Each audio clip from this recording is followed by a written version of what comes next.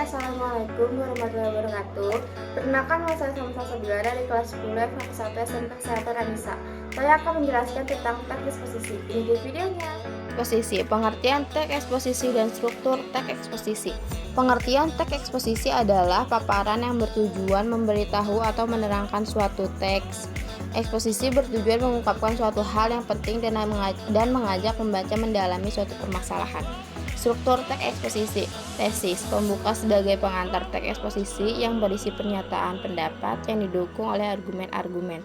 Argumentasi, alasan untuk memperkuat atau menolak suatu pendapat, pendirian atau gagasan. Penegasan ulang, penjelasan kembali dari tesis yang sudah disampaikan dan dijabarkan oleh penulis pada bagian argumentasi. Contoh teks eksposisi, parahnya masalah sampah di Indonesia. Bagian tesis, Indonesia kembali menjadi sorotan dunia, masalah yang harus berkembang dan belum dapat teratasi. Indonesia memiliki populasi pesisir sebesar 187,2 juta yang setiap tahunnya menghasilkan 3,22 juta ton sampah plastik yang tak terkelola dengan baik. Data tersebut menunjukkan bahwa negara Indonesia merupakan negara dengan jumlah pencemaran sampah plastik ke laut terbesar kedua di dunia. Argumentasi 1. Dampak untuk Indonesia, tentu saja polusi akan makin meningkat. Kualitas lingkungan hidup sudah tentu akan terancam. Sudah bukan rahasia lagi, Indonesia adalah satu di antara pusat dari ekosistem laut dunia. Perairan Indonesia merupakan rumah dari 76% spesies karang, hutan bakau, padang lamun, dan beberapa spesies perikanan. Tentu akan terganggu dengan adanya sampah plastik. Argumentasi 2.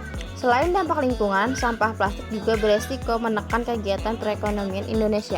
Sebab, berdasarkan buku saku Kementerian Pariwisata, sektor pariwisata RI menyumbang 9% terhadap produk domestik bruto (PBD) tahun 2014.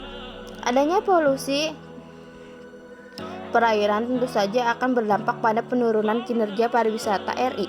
Apalagi dunia internasional menilai daya tarik utama pariwisata Indonesia adalah di wilayah pesisir. Argumentasi 3. Hal itu dibuktikan dari sejumlah wisatawan asing yang mendarat di Bali mencapai 2,29 juta sepanjang Januari sampai Mei 2019 atau 62% dari total wisatawan yang datang melalui pintu udara.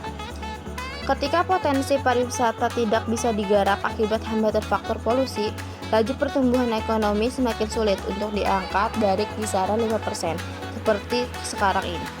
Bagian penegasan ulang. Masalah sampah plastik Indonesia tidak bisa dibiarkan untuk terus tumbuh.